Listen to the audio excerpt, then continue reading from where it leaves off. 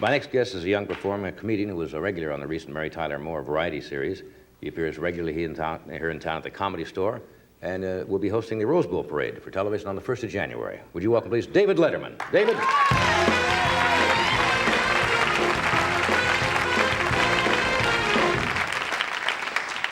Thank you, thank you, thank you. How many of you folks here have never been to a TV studio before? Applaud if you've never been to one of these things. Okay. How many of you have been here before? Applaud if you have been here before. Okay. All right, now how many of you who have never been here before today are here with somebody who has been here before? Applaud. Okay, now listen carefully. This gets a little confusing at this point. How many of you out of that last group are in this country illegally? Could we just hear? Great, fine. Looking for yard work, I'll bet. Well, nice to have you here.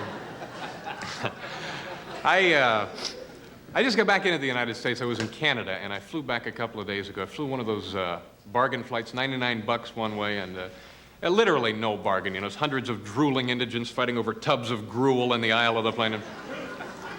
Immigrants and people who haven't been vaccinated looking over bad fruit and stuff. So I get up and I go to the lavatory of the aircraft, and there's this enormous sign above the toilet that says, "Do not place metal or glass objects in the toilet." You know, that always ruins a trip for me. I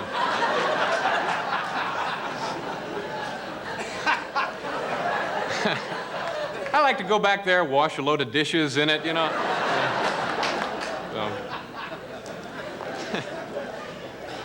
Now, here's something you can do. If you get bored on a flight, like a 3 or 4 hour flight, here's something you can do to always amuse yourself. Wait till the person in the seat next to you falls asleep. It's a lot of fun.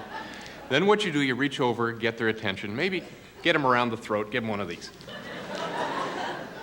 And then you say something like, "Well, I guess we're going to find out now if these seat cushions really do float, huh?" A lot of fun, and yes. The laughs come fast and furious. Anyway, I'm back in town, and my car is still not functioning properly, so I got to hitchhike and stuff. Took it in a week and a half ago for a minor tune-up, $35, and the guy says to me what they always say. He says, "Is there a telephone number where we can get a hold of you later today? You know, if we find anything else wrong with the car."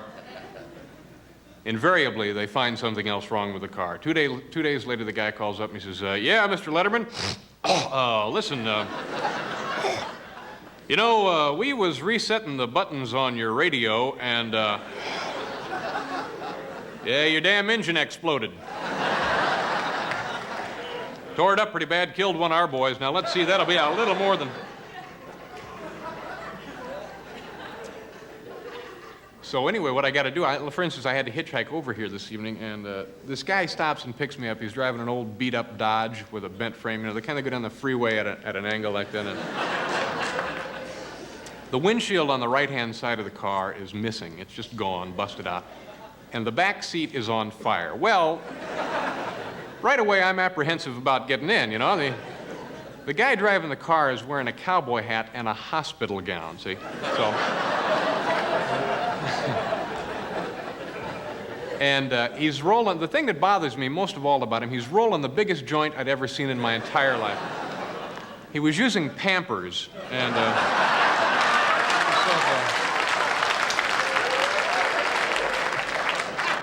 just awful. We sat at an intersection for a half an hour waiting for a stop sign to change, so it was Anyway, I came over here tonight, and we're watching the news a little bit, and I learned something just incredible. The most popular newspaper in the entire world now is one of those things you buy at the checkout counter of the grocery stores, you know?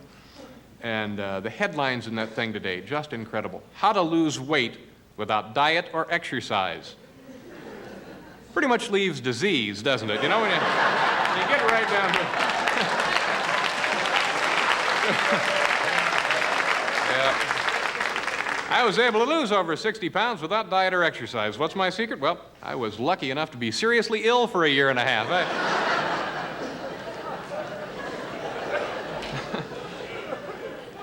It's pretty surprising to me that you learn anything on local news anymore because it's all feature-oriented. You know, you don't have any hard news.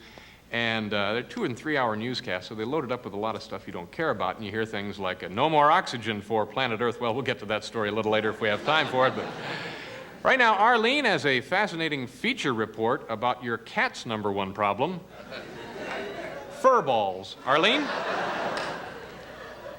Thank you. How many times have you and the members of your family been scared silly because you heard your cat make this noise?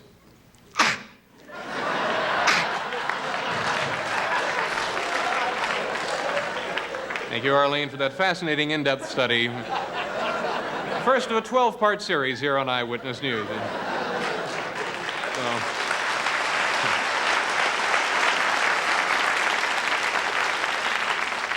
I used to work for the Eyewitness News station back in Indiana where I lived, and thank you. Folks hoping to win a prize for that, I'll bet, huh? The concept of Eyewitness News, make it as funny as you possibly can. So one day there were 3 murders in the city, and the news director didn't think it would be real amusing to have the anchorman report all 3 of these murders back to back, so they gave one to the sportscaster to do, see? And the guy is reading baseball scores at the time. Well, first in the National League, it was the Mets over the Braves 3-2. Reds got past the Cards 5-4, and the Dodgers murdered the Giants 9-0. Speaking of murders, looks like 45-year-old Eddie Poster won't be going out to the old ballpark anymore. No, Eddie was gunned down last night during a liquor store holdup. Once again, that final score, liquor store 1, Eddie nothing.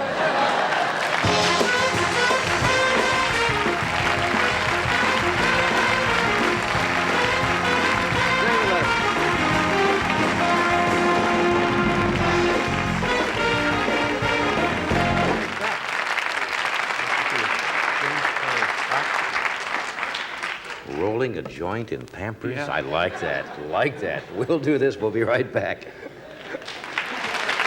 We're back. We're talking with David Letterman. That's very funny stuff. Thank you That's very new much. and it's fresh and everything. Really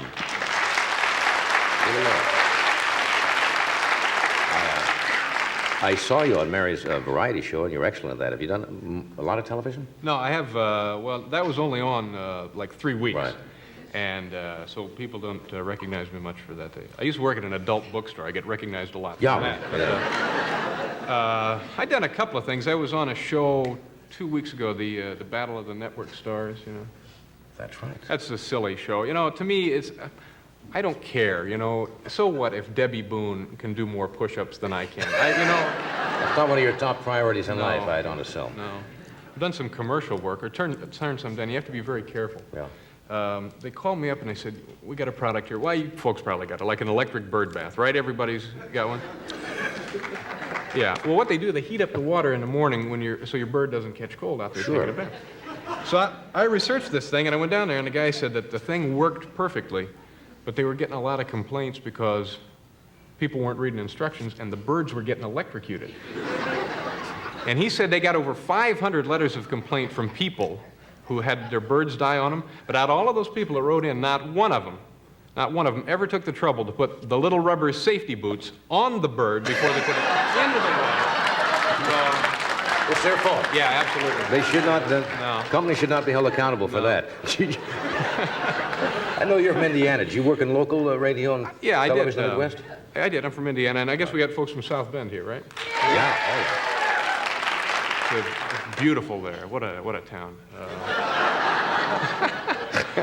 Yeah, I used to work in. The one thing I'll never. Well, this happens to everybody. That the kind of thing I'll always remember as long as I live, growing up in Indiana, is when Dad used to tease me with the power tools. How many of you? Did you have that?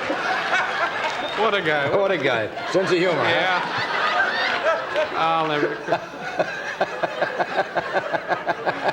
Yeah, he chase you around the house with a belt sander. A couple Yeah. Get your attention real Yeah, quick. Yeah. Come from a funny family. I just asked Dave, you've been working at the Comedy Store, and I said, how's it going? You said, well, rather be working other places for real money. Yeah, the Comedy Store is a great place to go. You get an audience and you work out new Right. material. I've been there for 3 years, and But after a while, you get the itch to go out and earn some dough. So it's a wonderful place to work. I'm hoping to get out a little more. I worked a couple of dates in Baltimore with Tony Orlando. That's an Tony Orlando, you wouldn't think gets an older audience, you know? You open the auditorium and you don't smell popcorn and you smell Vicks, so you know that it's going to they have hymns on the Muzak that they have to turn down before the show starts. So. But I could always go back to local broadcasting. Yeah. I did a lot of that. Newscaster? Or, yeah. right. We used to have, it was the local eyewitness news team, and my favorite part of the broadcasting day was always the station editorials. Because you got to remember one thing, you can't be very controversial.